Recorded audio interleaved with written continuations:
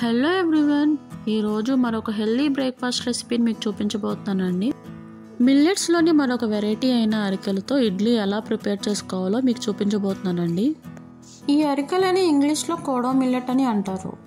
ఒకసారి ఈ అరికెల ఇడ్లీని ఎలా ప్రిపేర్ చేసుకోవాలో మేకింగ్ ప్రాసెస్ని చూసేయండి. ముందుగా హాఫ్ గ్లాస్ వరకు మినపగుళ్ళు లేదా మినపప్పును తీసుకుని ఒకసారి వాష్ చేసుకొని తగినన్ని వాటర్ పోసుకొని నానబెట్టుకోవాలి. నెక్స్ట్ 1.5 గ్లాస్ వరకు అరికెలను తీసుకుని నీట్గా వాష్ చేసుకుని నానబెట్టుకోవాలి. చూసారా ఈ అరికెలు కడగక ముందు తర్వాత ఎంత డిఫరెన్స్ ఉన్నాయో. సో ఇవి ఇలా తెల్లగా వచ్చేంత వరకు మనం నీట్గా వాష్ చేసుకుని తగినన్ని వాటర్ పోసుకుని నానబెట్టుకోవాలి. నెక్స్ట్ 1 టేబుల్ స్పూన్ మెంతులు తీసుకున్నామండి. అవి ఒకసారి వాష్ చేసేసుకుని వాటర్ పోసుకుని నానబెట్టుకోవాలి. వీటన్నిటిని ఒక 4 to 5 అవర్స్ వరకు నానబెట్టేసుకుందామండి. ఆఫ్టర్ 4 అవర్స్ మళ్ళీ ఒకసారి నీట్గా వాష్ చేసేసుకుని దేనికి దాన్ని సపరేట్గా గ్రైండ్ చేసుకోవాలి. ముందుగా మినపప్పును మిక్సీ జార్లోకి వేసుకుని అందులోకి తగినన్ని వాటర్ పోసుకుని స్మూత్ కన్సిస్టెన్సీ వచ్చేలాగా గ్రైండ్ చేసుకోవాలి.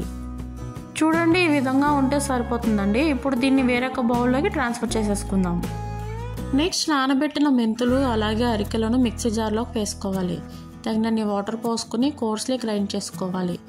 చూడండి, ఇలా వీడియోలో చూపించిన విధంగా గ్రైండ్ చేసుకుంటే సరిపోతుంది. ఇప్పుడు గ్రైండ్ చేసిన అరికెలను ముందుగా రెడీ చేసి పెట్టుకున్న మినపప్పు బ్యాటర్లోకి వేసేసుకోవాలి. రెండు కూడా బాగా కలిసేలాగా కలుపుకోవాలి. ఇప్పుడు మనం రెడీ చేసుకున్న బ్యాటర్ని ఫెర్మెంటేషన్ కోసం నైట్ అంతా రూమ్ టెంపరేచర్లో ఉంచుకోవాలి. అప్పుడే ఇడ్లీ అనేది సాఫ్ట్ అండ్ స్పాంజీగా వస్తుంది. చూడండి, ఇడ్లీ బ్యాటర్ బాగా ఫెర్మెంట్ అయిందండి. ఇప్పుడు ఒకసారి మొత్తాన్ని కలుపుకుందాం. నెక్స్ట్ తగినంత సాల్ట్ వేసుకుని కొంచెం వాటర్ యాడ్ చేసుకుని ఒకసారి మొత్తాన్ని కలుపుకోవాలి.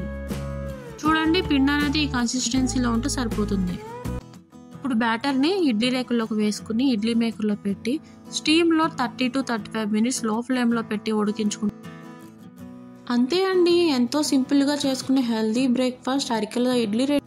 ఈ ఇడ్లీలని మీకు నచ్చిన చట్నీతో సర్వ్ చేసుకుని మీ డేని హెల్దీగా స్టార్ట్ చేయండి. చూసారా ఇడ్లీ ఎంత సాఫ్ట్గా వచ్చిందో. ఒకసారి ఈ రెసిపీని మీరు కూడా ట్రై చేసి ఎలా వచ్చిందో కామెంట్ బాక్స్లో కామెంట్ చేయడం మాత్రం మర్చిపోకండి. మరొక టేస్టీ రెసిపీతో మళ్ళీ కలుద్దాం. అంతవరకు సెలవు.